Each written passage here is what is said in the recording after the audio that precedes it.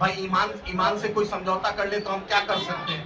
हम तो ईमान वाले हैं, हम तो ईमान पर भरोसा रखते हैं। अब कोई मीर जाफर निकल जाए, जयचंद निकल जाए, एक नाथ शिंदे को पाला बाल ठाकरे साहब ने, उद्धव ठाकरे ने पाला, उन्हीं के पीठ में खंजर घोंप दिया।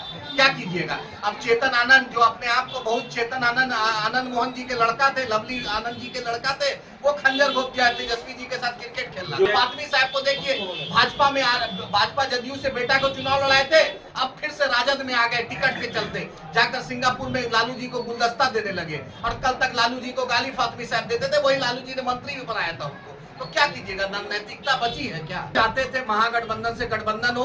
हमारा सवाल मनोज झा जी से पूछिए कि उनके बूथ पर भाजपा को कितना वोट मिलता है, राजद को कितना वोट मिलता है। मनोज झा बताएं, राज्यसभा की सीट क्यों बर्बाद करते हैं? मनोज झा जी ना वोट दिलवा पाते हैं, सिर्फ स्क्रिप्ट लिखना जानते हैं गमछा में रखकर। ये समाजवाद नहीं, ये मक्कारवाद है। मैं बोलता हूँ, अगर राजद में जरा सा एहसास था तो शरद यादव जी के घर में देते, किसी दलित को, पिछड़ा को अशफाक करीम साहब की जगह पर आप किसी दूसरे अशफाक करीम साहब को देते। लेकिन आप वोट मुसलमान का, यादव का, दलित का, पिछड़ा का। अब मनोज झा जी जो दिल्ली में भी प्रोफेसरी का तनख्वाह उठा रहे हैं, फिर राज्यसभा का भी तनख्वाह उठाएंगे, जिसका गमछा लगा देंगे और बस गमछा वाला लिख कर कागज में पढ़ देंगे, हम ताली बजा देंगे। आप चुनाव जीत कर आइए विधानसभा से, लोकसभा से मनोज झा जी, तब समझेंगे ना। पहले भी 2009 में मिथिलांचल हारी, 2010 में हारा, 2014 में विधान लोकसभा आप हारे, 2019 में हारे, 2024 में आप हारे। आप तो हारा ही नहीं पा रहे हैं भाई भाजपा को। बतलाइए कौन 2009 में आई है? जब आप पशुपति पारस जी को ले सकते हैं, जो आदमी भाजपा को पूरे बिहार में 10 साल में सुबह शाम मोदी जी चालीसा पढ़ के, उसको आप ले रहे हैं। मुकेश सहनी जी जो कभी आपके उछल के उधर जाते हैं, कभी उछल के उधर जाते हैं, उनको ले लेते हैं। आप दूसरे को ले सकते हैं, लेकिन एमआईएम जो बीजेपी के खिलाफ थी है और रहेगी, उससे इतना डर क्यों है भाई? एक स्पेस एमआईएम को देने से हमने 6 एमएलए दिया,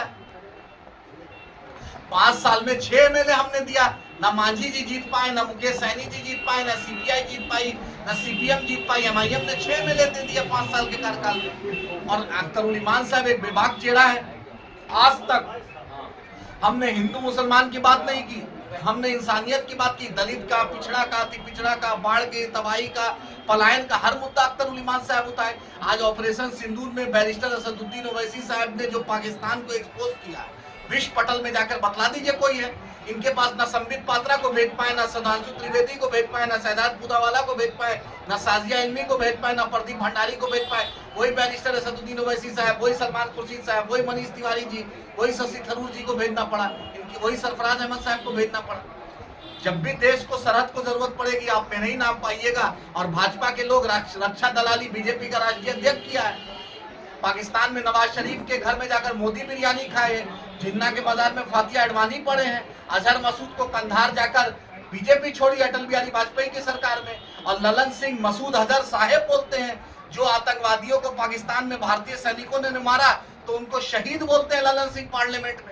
और अमित शाह भूल जाते हैं देश का सबसे पहला आतंकवादी नाथूराम गोडसे है, और उनका बेटा आईसीसी का चेयरमैन, और पाकिस्तान से 14 तारीख को क्रिकेट खिला रहा है। इतना अमित शाह जी को नैतिकता नहीं है कि अपने बेटे को समझाए कि तुम पाकिस्तान से क्रिकेट खिला रहे हो। पहलगांव की हमारी जो बहनें विधवा हुई है, उसके हाथ की मेहंदी भी अभी नहीं सूखी है, और अमित शाह जी के बेटा क्रिकेट खिलवा रहे हैं पाकिस्तान से, और पानी बंद करने की बात कर रहे हैं, हवा बंद करने की बात कर रहे हैं, और बेटा आपका क्रिकेट खिला रहा है। जरा सा भी नैतिकता है? जीवेश मिश्रा जी पूछिए अमित शाह से, पूछिए दिलीप जायसवाल से कि अमित शाह के सामने मुंह से बोली नहीं निकलता है क्या उनके बेटा के खिलाफ?